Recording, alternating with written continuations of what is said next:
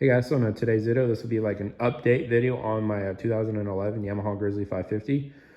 So in the last video, we talked about some things that were done to it, like the new tires and the plow. So this is just a follow-up to that video about the tires and how well they do in the mud and sand. Before we go any further, if you haven't already, go ahead and hit the subscribe button. We're now sitting at 90 subscribers. We're 10 away from 100 subs. So if you're not subscribed, go ahead and subscribe. And if you are subscribed, make sure you have clicked the bell so you do get notified when I upload. So let's jump right into today's video. So last video mentioned about the tires and how well these tires have done in the snow. So now this video is about how well they've done, in the mud. And as you see here, this thing's completely filthy. Mud everywhere. And well, it's a little update on, that. So now this spoiler, you can definitely tell it's a night and day difference in the mud. Because last year we had the OEM tires on it, the stock tires, and it was constantly spinning out.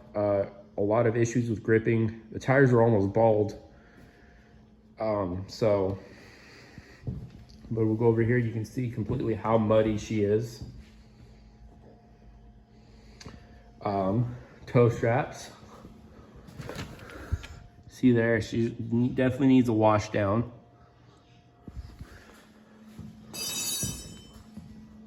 Have no idea where that cap right. You might be wondering where that went. That I'm not sure where it went. I'll have to actually look for it. But everything else, she's caked in mud, basically. And even up here in the controls, right there, almost everywhere on her is just completely covered in mud. And well, it's a 9-day difference. She grips a lot better with these new tires. Definitely gonna be filming more this summer when I do take her out on other trails and when we do some rock crawling with her. So also stay tuned for that because that will be coming up later this summer. But yeah, this is gonna be a little bit shorter video for y'all. Definitely am impressed with the Yamaha, and for those that are wondering, I tripped over that, but also we sold the Can-Am. Unfortunately, we're having issues with it, and then having issues getting parts for it, and they want the foiler sitting for like 5 months, unable to run. So we sold it along with the plow, so we just get some money out of it. So yeah, we're definitely looking at getting another foiler. Not sure what kind yet. I'm looking at getting the Yamaha Raptor 750R special edition, but we'll see about that. Might stick with this for now. I mean, that foiler is like double the price of this one, so might stick with this for now and just see what happens. Definitely am impressed with this foiler. I liked riding this one over the Can-Am. Just for the throttle, I feel a little bit more control when using the throttle on this one than the other, and then the Can-Am. Even though the Can-Am had a more powerful engine, better shocks, but overall I feel like this one, you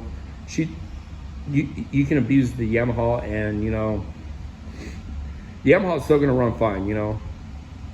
The Can-Am though, you throw a little bit of stress on it, and it's already, the engine's already making ticking sounds, like a 5.7 Hemi. I mean, we've had her since 2011. My dad originally had bought her, and then when he got the Can-Am, he gave the Yamaha to me. But as you can see, she's been abused and used, and she's still going strong today. I plan on having her until her engine blows. An absolute workhorse. And if you are looking for a good ATV to go riding on trails and as a workhorse, you know, pulling logs, sleds, plowing, definitely look at Yamaha. They do have some very good four-wheelers.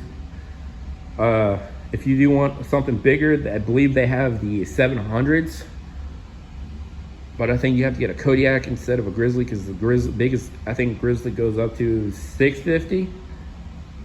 If you want something bigger, you got to go with Kodiak, Yamaha Kodiak. It's basically the same thing as a Grizzly, just with a bigger frame. And it's more suited for like utility type stuff instead of like trail riding. But yeah, the winch cable has held up perfectly.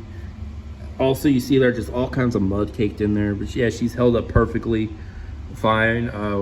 It is synthetic, and if you guys are planning on getting a winch for your side-by-side or your quad, definitely look at getting a synthetic cable over a steel cable, because if it does happen to break, you're not gonna get cut, and also it's stronger than metal steel cable.